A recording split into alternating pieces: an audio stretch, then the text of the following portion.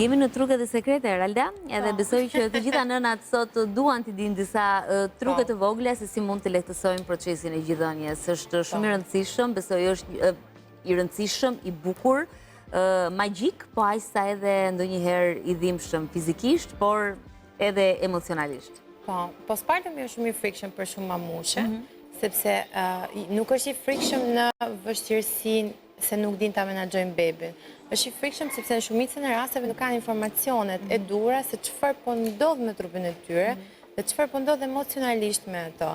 Një ndër problematikat kryesore që më kontaktojnë janë fiks problematikat e gjithëdhënies, sepse në ditën e 3 deri në të 5 në trupin e tyre ndodh një proces që quhet engorgement, pra shfryrja e gjirit si më pompë dhe shpeshherë shumë mama nuk e din se si ta menaxhojnë këtë pjesë. Dhe shpeshherë më kontaktojnë sepse e kanë dhe të vështirë të kryejnë procesin e gjithëdhënies. Me disa teknika, me disa shpjegime dhe edukim që bëj rreth këtij procesi që ndodh, shumë mama ndjen veten më të lehtësuar dhe kur mbaron ajo konsulta janë o zot shqyr faleminderit. Çfarë këshilla ju jap? Atëherë, e para njëherë protokollet e OBSH-s. Ja bëjnë ndonjë gabim në pavedijen e tyre, nënat. Po, në sensin nuk kanë faj, sepse protokollet e më përparshme këshillonin që në momentin që ti kishe këtë bllokimin e gjirit, duhet gjatë gjithë kohës që t'ju shtroje forcë dhe presion dhe ta masazhoje me furça, me kanë qenë ca krëhër në formë druri, dhe ti e kaloje këtë komplet e pjesa e gjoksit duke shkaktuar dhimbje në mënyrë të pavullnetshme dhe duke influencuar në mënyrë të pavullnetshme procesin e gjithëdhënies. OBSH-ja i ka hequr komplet, pra dhimbja është armiku kryesor i procesit të gjithëdhënies.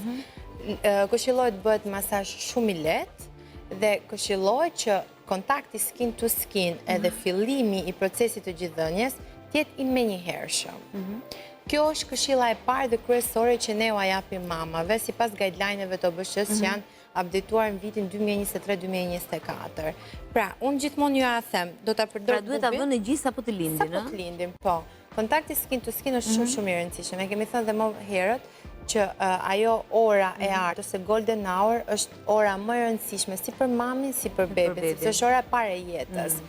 Çfarë ju këshilloj mamave që kanë këtë bllokimin ose kanë këtë forcimin e gjirit direkt? E para shumë mama mendojnë se pjesa kryesore dhe më e nevojshme është vetëm pjesa e aureolës dhe thithkës. Në fakt jo, nuk është ashtu.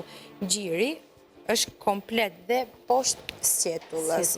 Dhe gjithmonë ju këshilloj që përpara se të fillojnë procesin e gjithëdhënies, gjithmonë të përdorin kompresa të ngrohta ose nëse kanë mundësi të bëjnë një dush të ngrohtë, sepse ndihmon në çlirimin e rrugëve të qumshit, e duktusëve të qumshit, sepse ditët e para ne kemi kulloshtër. Kullostra në konsistencë është pak më viskoze, është pak më e trashë se qumshti.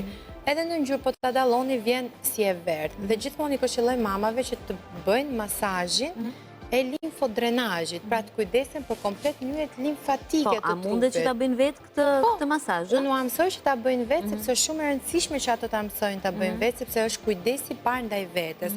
Çfarë këshilloj? E para shumë mama kur duan të lirojnë qumshtin, marrin nga lart dhe zbresin për poshtë duke e masazhuar për poshtë.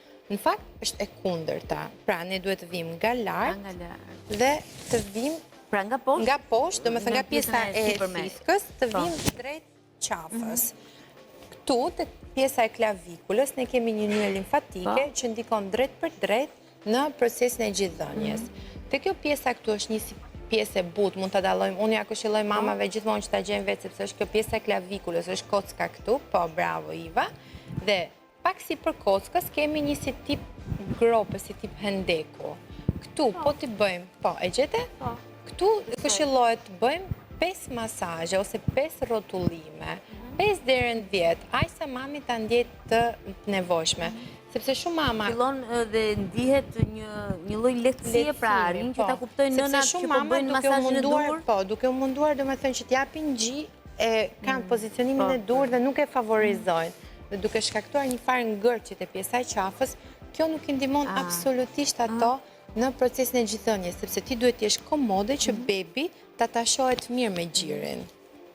Më pas, ju a Edhe këshilloj. komoditeti uljes është gjithashtu, apo pozicionimi në momentin që jep bebit Ka për shumë të pirë, mama, po, ka shumë mama për shembull që kur tentojnë t'japin bebit, bëjnë këto përkuljen poshtë. Në fakt është e kundërta. Bebi bebit të vjen qëndroj. te gjiri. Dhe në këtë moment unë i këshilloj domethënë që të bëjnë dhe masazhin e gjirit. Si fillon? Fillon nga poshtë, shkojmë për lart drejt qafës. Pastaj në lëvizje rrethore, dhe zbresim dhe kapim dhe pjesën e sqetullës poshtë. Domethënë do duket sikur po e ngrim lart pjesën e gjoksit drejt sqetullës. Po kur duhet bëhet masazhi? Duhet bëhet përpara çdo momenti që duhet t'i japësh bebit për të pirë? Jo gjithmonë, nëse ti e ndjen që gjoksi jot është shumë i fortë. Në momentin që gjoksi është... thonë edhe që më është fryrë gjoksi apo është gjoksi i fortë, sepse bebi ka nevojë për të pirë, e marrin edhe si një shenjë që duhet të zbrazet në një farë mënyrë që bebi të pi. Po, por ka raste që kjo fryrja ose zbrazja më shumë se ç'duhet e pengon bebin që të lidhet dhe të atashohet mirë dhe nuk e kap gjirin bebi si që duhet. E di si ju a shpjegoj mamave, domethënë është shumë e lehtë. Paramendoj që ti të kesh një simite super të fortë dhe do ta kafshosh, nuk arrin dot ta kafshosh. Në momentin që simitja është e butë, ti e ke më të lehtë të ushesh. Pra njëjta gjë është edhe me gjirin. Paramendo, domethënë të kemi këtë pjesën aq të fortë sa goja e bebit, duke qenë se është e vogël edhe është goxha delikate, nuk arrin dot ta kapi. Dhe çfarë duhet të bësh? Ti duhet të bësh këtë masazhin në mënyrë të tillë që të zbusësh pak gjirin dhe bebi ta kese më të lehtë pozicionimin. Dhe çfarë ndodh me ecejake, me gishtat, me mollzat e gishtave, bëjmë ca ecejake rrethore. Po. Në këtë lloj forme vjen rrethore. Kjo është pjesë e masazhit po ashtu. Pjesë e masazhit, po vjen në formë rrethore. Pasi kemi bërë masazhin... Ka nevojë për të përdorur ndonjë krem apo... Jo, mund ta bëni në dush, ose mund ta bëni me vaj kokosi.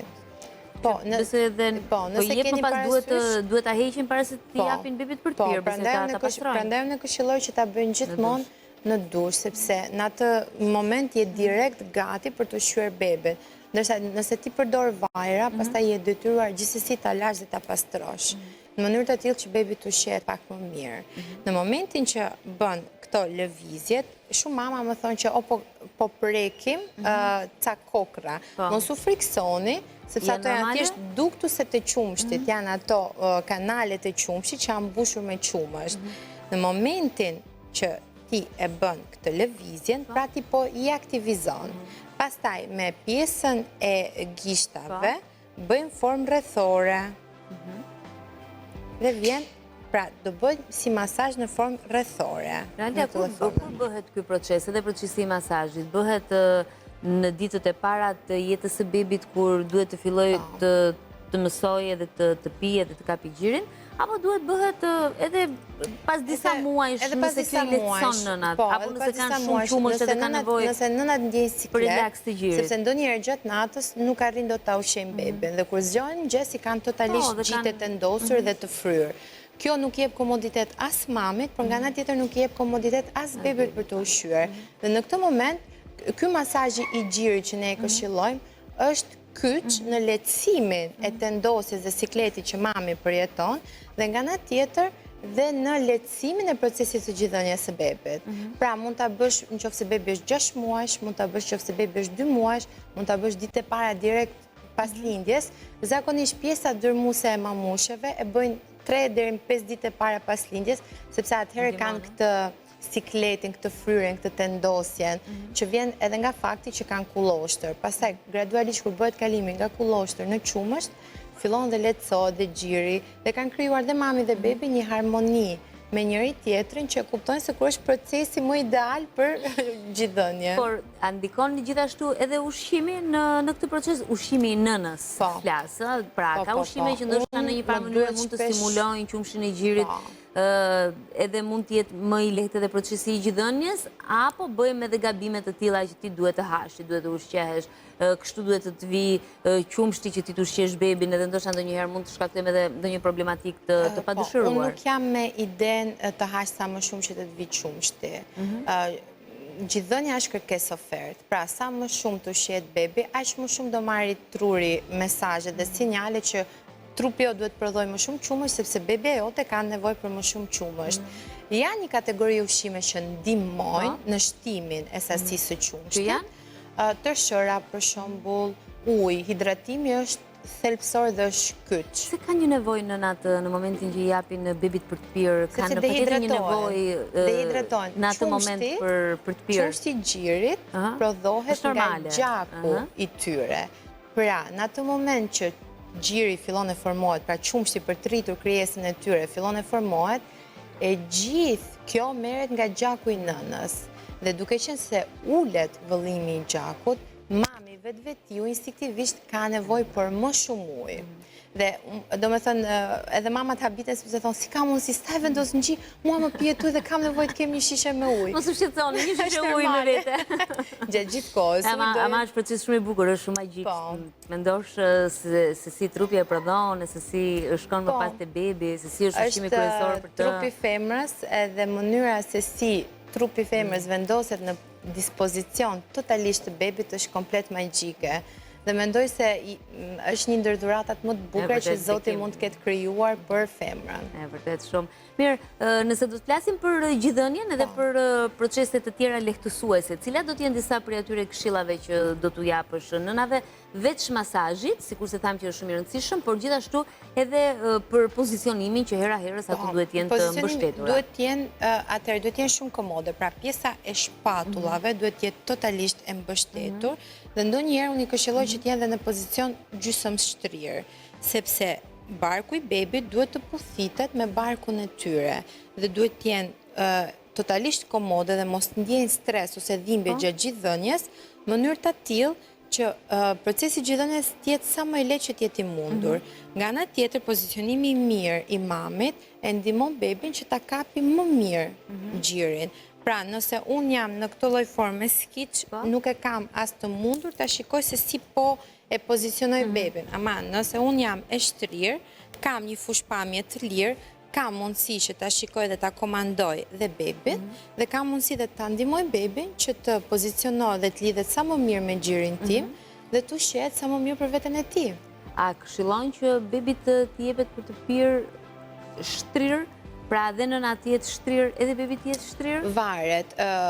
Këtu duhet të shikojmë formën e gjirit, duhet të shikojmë edhe tendosin e qafës bebit. Në disa raste dhe në disa raste klinike këshillohet dhe bën shumë mirë. Por në disa raste tjera nuk e krijon atë lidhjen e duhur dhe shpeshherë mamat pas i japin një vakt ose dy shtrirë, kanë këtë bllokimin e famshëm të gjirit që pastaj mund të kalojë edhe në mastit nëse nuk ndërhyhet direkt në mënyrën e duhur. Nënat bëhen eksperte të bebit të tyre, bëhen eksperte të gjithëdhënies dhe arrin të kuptojnë më pas të gjitha nevojat që bebi ka, edhe nga mënyra se si bebi qanë. Por a kanë më pas nevojë edhe suport për ndihmën e një mamie edhe në procesin kur vendosin për t'i hequr gjirin bebit? Po.